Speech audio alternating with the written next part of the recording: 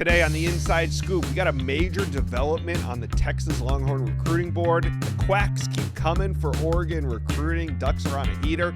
Texas Tech 5-star commitments looking around. We got the latest intel on Jalen Brewster and Anthony Sweeney. Speaking of 5 stars, Ohio State is trending for another one. Also, do you guys know that we are putting on a huge summer signing day show this week, right here on the Rivals YouTube channel on Wednesday, July 1. We are going to be hosting, get this, a 4-hour live show that will have 10 commitments go down during the show, plus intel observations from our national insiders. We got Steve Wiltfong, we got Chad Simmons, Hayes Fawcett, plus more. I think we're going to Pete Nakos on the show. So we're like 3 days away. Make sure you guys hit subscribe. We got a big show, though. Let's get to it. Let's talk Ohio State. The Buckeyes are on a run. Friday night, huge pickup. Kaden Moss, offensive lineman out of Mississippi, a bit of a shocker. We're going to cover that in a minute, but first, we got big news. Let's talk about Marcus Fakatou. He is locked in to make his decision right here on Monday. So, Greg Biggins, we are 24 hours out. Lay it out for us. What is this decision looking like for Marcus Fakatou? First off, props to you. Great job with that last name. It's not easy, but you nailed it, Josh. So there you go. He's got a Final Three. You know, he cut out Texas and Oregon. He took trips. He loved. Excuse me. Texas is in there. Notre Dame was out. He loved his visit to Texas. Also loved his visit to Georgia. But right now, you know, I think most of us feel good about Ohio State. They've been kind of trending for a long time, and a lot of it goes down to Larry Johnson. Obviously, don't want to give away the answers to the test, but do feel good about Ohio State. You know, he's taken multiple visits to Ohio State, and every time he talks about family, he talks about development. I know everyone's been saying, "Oh, it's NIL, NIL, NIL." He told me that some of the schools that he kind of cut off his list early on actually had the biggest NIL. So for him, you know, Marcus was very straightforward and honest. He goes, "I want to be developed. I want to play in the NFL. And I want to stay as an edge rusher, not move inside." Some schools see the frame and they see him as a 3-tech or a big old D tackle, kind of like a DeForest Buckner type. But he said, "Hey, I want to stay on edge. I want to play in the NFL. I want to get developed, and I want to play for a coach I love and respect." And Larry Johnson's a guy who he really resonated with.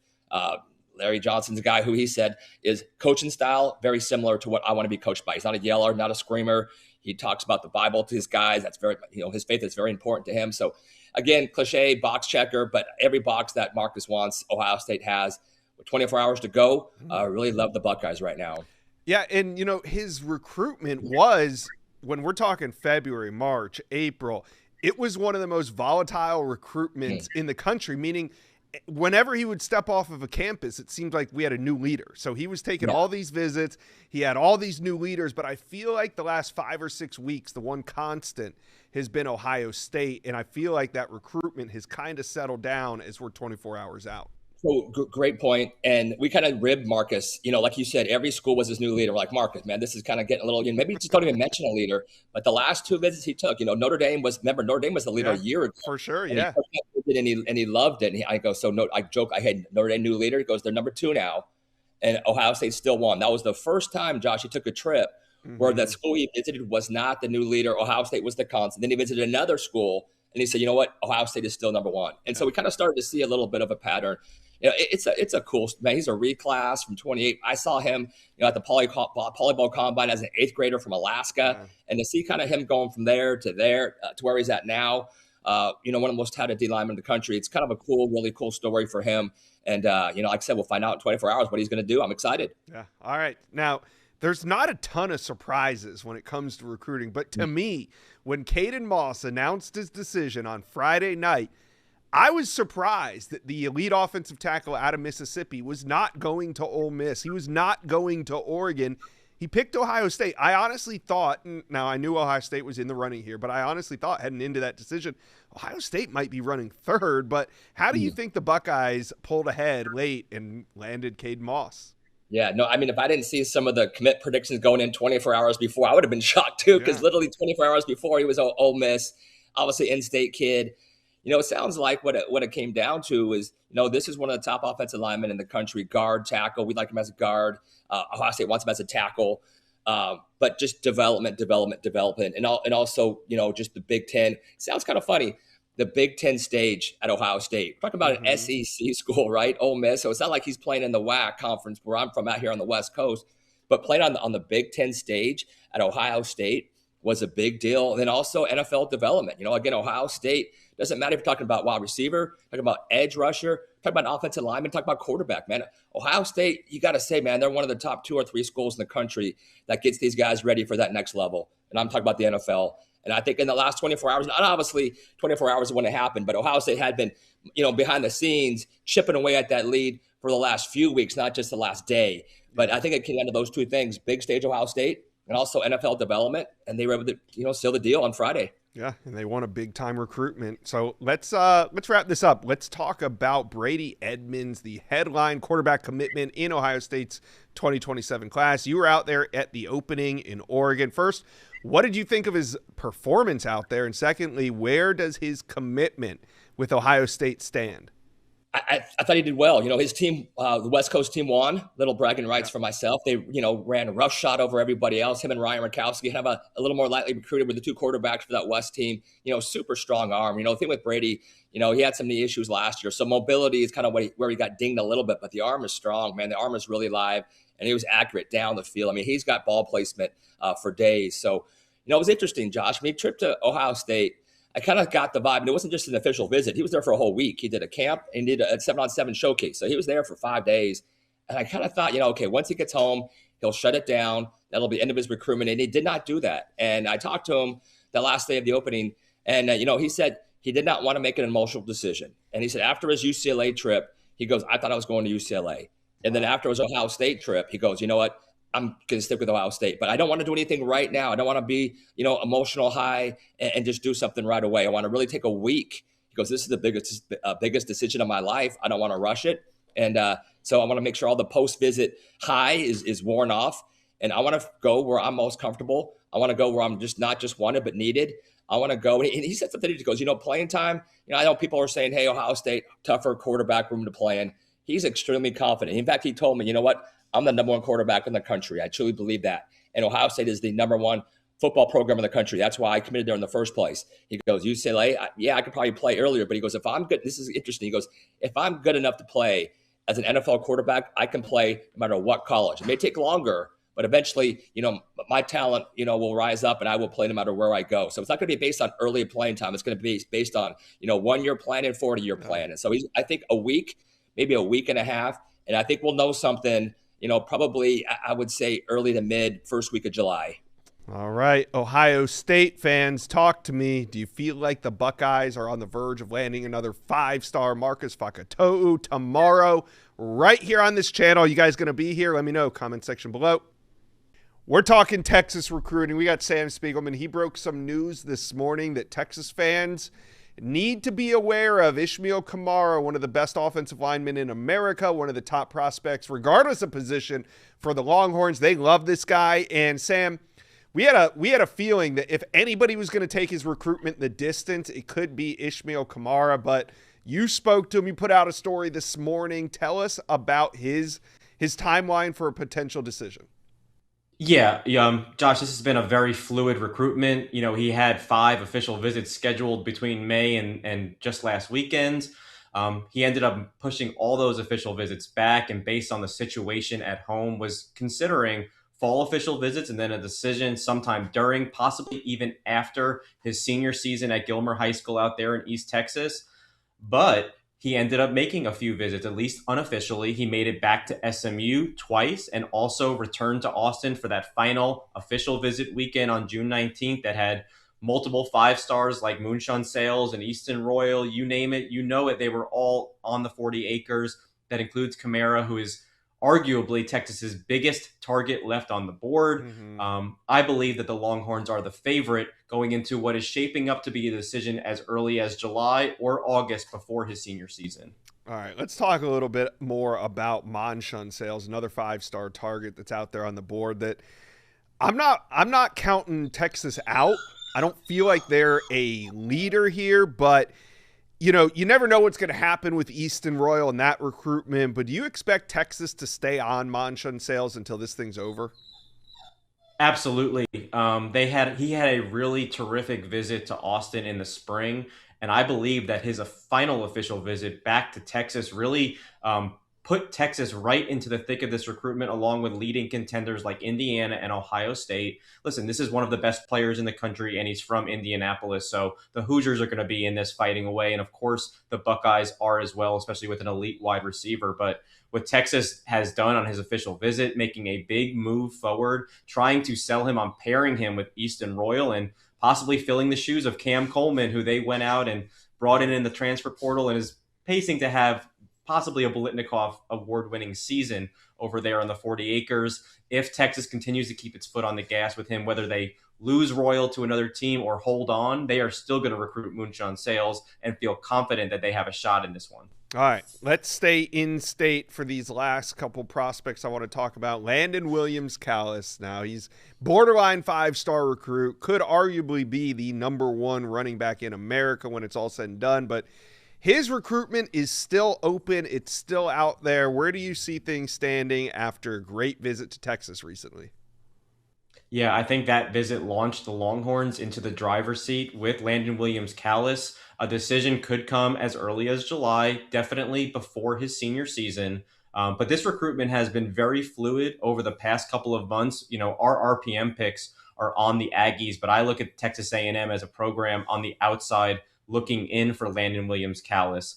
Having said that, I do expect him to play somewhere inside the state on Saturdays. Right now, if I made a decision today, I think it would be the Longhorns. I also won't discount SMU, which has continued to gain steam in this race throughout the spring and, of course, had a fantastic official visit in May. And then don't sleep on the Houston Cougars. Last year, they were able to sign 5-star quarterback Keyshawn Henderson from their backyard. Williams-Callis is the next blue chipper from the Houston area that they would love to keep in town.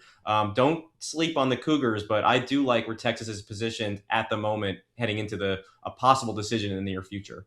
All right, and that Texas secondary is shaping up to be a great one. So I wanted to talk, this channel, we've had a lot of Texas commitments on this channel, but recently, yesterday, we had Montre Jackson, a great-looking corner, committed to Texas. The day before that, we had Junior Tuopo commit. He's maybe a safety. He's another versatile one. And then on Wednesday, from Pearland, Texas, we have Brandon Sherrard. He's 6'1". He's a top 200 prospect.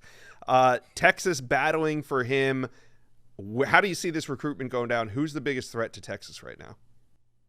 Yeah, I think this is an LSU versus Texas race. No one is sleeping on Oklahoma, which he had a terrific visit to Norman at the top of the summer. But LSU was setting the pace in this recruitment for a good portion. I believe Texas leapfrogged them during his official visit. That was not originally on the calendar for Brandon Sherrard. He made that visit anyway. Texas is out to put together arguably the best secondary class in America. Ironically, they're probably rallying their rivals, the Aggies, for that mantra this year. But Brandon Sherrard loved his visit to Texas. From speaking to sources informed on his recruitment, it is starting to trend toward the Longhorns. There's a lot of excitement about the ability to stay in state. They have emerged as a late option down the stretch. I am leaning toward Texas going into his July 1st decision. I'm not ruling out LSU. The dialogue has continued between Sherrard and Corey Raymond, his position coach in Baton Rouge. But I like where Texas is sitting, just days away from his announcement right here on this channel. Let's talk some Oregon recruiting because the Ducks keep quacking. Anthony Cartwright III committed to Oregon earlier today right here on this channel. That's why you guys need to be subscribed. So, Greg, why should Duck fans be excited about tight end Anthony Cartwright out of Detroit, Michigan? So he's a complete package of what you want in a tight end. He's not one of those hybrid big receivers. And he's not just kind of a plodding inline blocker. I mean, he does everything well. He's got the beautiful frame, 6'4", pushing 6'5". He's 235 with the frame to bulk up even a little bit more if Oregon wants him to. He attacks the football in the air. He can run a route. He can block. He's physical. He's tough. And in the last few years, man, Oregon has done a great job evaluating and developing tight ends. Obviously, I think they're going to get another first rounder or second rounder this upcoming draft with Jameer Johnson. So they do a great job. This is the guy they wanted, Rivals 4-star, and huge pickup for the Ducks. I like him a lot. Man, and there's more to come. 5-star wide receiver Xavier Saab. He could be announcing in a matter of days. Maybe at most we're maybe 2 weeks out from his decision. So where do you think things stand right now? Are the Ducks the leader here? I do. I think they are the leader. And ironically, our good friend Steve Wilfong put the commit prediction in while he was on his UCLA trip or shortly after. So I think Oregon has been the team to beat for a while. And he's such a gifted athlete. I mean, you watch the tape, the highlight tape. I mean, it's kind of unreal. Two-sided guy, three-way phase maker, return punts, kicks, corner, safety, wide receiver, does everything well. The hoop highlights are ridiculous. One of the better all-around athletic profiles in this class. And, we talked off camera, Josh. This is what Oregon does, right? They get hot right at the end of the summer. I feel like they're on a heater right about now. Yeah, and it's not stopping. We have a big event going on right here on this channel on July 1st. It's going to be something recruiting fans have never seen. We're going to have upwards of 10 guys committing in the matter of 3 to 4 hours, and one of them that's locked in right now is elite cornerback Hayden Stepp. He is committing on Wednesday, and you got to spend some time with him out in Eugene at the opening. What's the latest intel on his recruitment? Yeah, love Hayden Stepp. He's a guy, West Coast guy, Gorman guy. We've been covering since he was a freshman. He was a freshman impact player at one of the top 5 high school programs in the country. He's long, man. He's all of 6'3", and you don't realize how long he is until you see him in person. Man, he's pushing 6'4", and I always joke, most guys want to give himself a couple inches. He actually wants to always say, I'm only 6'2". He wants to stay at corner. He's worried if he gets too tall, he might outgrow the position. But, he's down to 3. Cal is heavily involved, as is Alabama. Kind of the childhood dream school was the Tide. But right now we feel Oregon is in a good spot for sure. And he was one of our top performers every day at the opening finals. Again, He's long, but he's not a long strider. Man, he's got that short area burst and short area quickness that you have to have if you're going to be a 6'2" plus corner. Man, he has it. He has ball skills. He's tough. He's physical. He's smart. IQ is there, man. He checks off all the boxes. And like I said, right now I think the Ducks are in a good spot for Hayden Stepp. All right, another top 100 prospect committing with us is Tay Walden, and he was out in Eugene as well with you guys. Yep. What do you think? Where does Oregon stand in his recruitment? Do they have a shot here? I think they lead for him as well, and he's another two-way player, multi-positional. Oregon sounds like he mentioned kind of safety is where they like him, and I think he can play corner. I think he's got some excellent high school production as a receiver. He's got the gene pool that is strong. Total, just elite athletically. His last visit on the 19th was to Oregon. And, if you're going to take a lot of trips, you always want to be last. And Oregon was able to be last for Tay. And as of right now, I don't have a pick in yet, but if I did, it'd be with the Ducks. I think they look good for Stepp and for Walden on July 1st. It's going to be an exciting day if you're an Oregon fan. All right, now let's talk Ishmael Kamara. Sam Spiegelman had a bit of news on him on Sunday, so kind of a new wrinkle here. But Ishmael Kamara never really set a summer decision date. We always thought if there was any top prospect that could take this thing to distance, it might be Kamara, at least into the fall. But now he's telling Sam, maybe, quote, in the next couple weeks. So we know he took that OV to Oregon. He's from the state of Texas, but really he's an international player from France. So how do you see things if he is going to come off the board? Where do you think Oregon stands right now? I would say Oregon is probably in the top 3. I was with Sam all weekend. Great time at the opening, but the feeling is Texas is probably trending right now. And you mentioned the France. It was fine. He was at the Polynesian Bowl last year, so we got a chance to talk to him and, kind of his support group. And it's a really cool support group, and how it all, the backstory is pretty cool. But, Oregon's trying. That they've had an up and down O-line class. They lost a couple guys and they've got a couple guys that are all really good. So that's kind of how recruiting works, right? But as of right now, I always tell you, if signing day was today, I think right now the Longhorns are probably the school to beat. All right, but it's not, and we know Oregon things are always fluid with Oregon recruiting. So Duck fans, chime in. How you guys feeling? The Ducks are red hot. Summer's here. Talk to us. Comment section below. Let's talk some Texas Tech recruiting. There's been some drama when it comes to that commit list, but Sam Spiegelman, when Texas Tech was racking up 5-star commitments in December, January, February, we knew there'd be a time where Texas Tech is going to have to play defense on some of these guys. And let's start, then there's been rumors swirling. So let's start at the top with Jalen Brewster. I spent my Saturday going to his Instagram because I had heard he wiped out all his Texas Tech commitment wordage in his bio. So, as a 40-something-year-old man, I'm on Jalen Brewster's IG on Saturday. And, there's no mention that he's a Texas Tech commitment. So we know he took these visits. We know that he is solid in his commitment, but how solid is he, Sam? What's happening right now with Jalen Brewster? That's a great question, Josh. And like you, I was on Jalen's Instagram after all the messages to go look and peek and see what's happening. And speaking to his representation and people in his circle, also some front office members around the country, there is still a lot of confidence that Jalen Brewster will end up playing in Lubbock when it's all said and done. He loved his official visit to Lubbock. Texas Tech has been at the top for a reason. They didn't accidentally slide there. His most important and most significant relationship in this process is Joey McGuire, the head coach of the Red Raiders, who is also the head coach of Cedar Hill High School, where Jalen is set to graduate in a couple of months. Listen, there is no doubt that this gap between Texas Tech and the rest of the schools in the mix has closed significantly. From speaking to people, you have heard Florida being thrown out as a team that gained a lot of traction. The school that I'm hearing the most buzz about at the end of June is the LSU Tigers. He had a fantastic official visit there as well, and they are anxious to try and get into the Jalen Brewster market. So I think that those are the two teams you primarily have to watch. But of course, nobody is discounting the Red Raiders in this recruitment moving forward. You talk about the relationships, you talk about the consistency, and you talk about this record-setting historic haul that Joey McGuire and James Blanchard are putting together. There is a lot of confidence that Jalen Brewster will want to be a part of that. He didn't accidentally choose them. So all that, in spite of these late pushes, we'll see how things turn out. But there is some concern. I still like where Texas Tech sits as of today.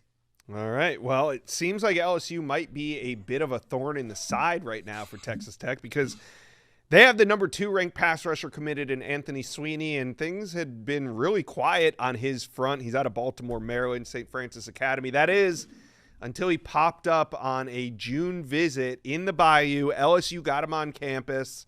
What do you make of that? And is there any other teams that Texas Tech fans should watch out for when it comes to Sweeney?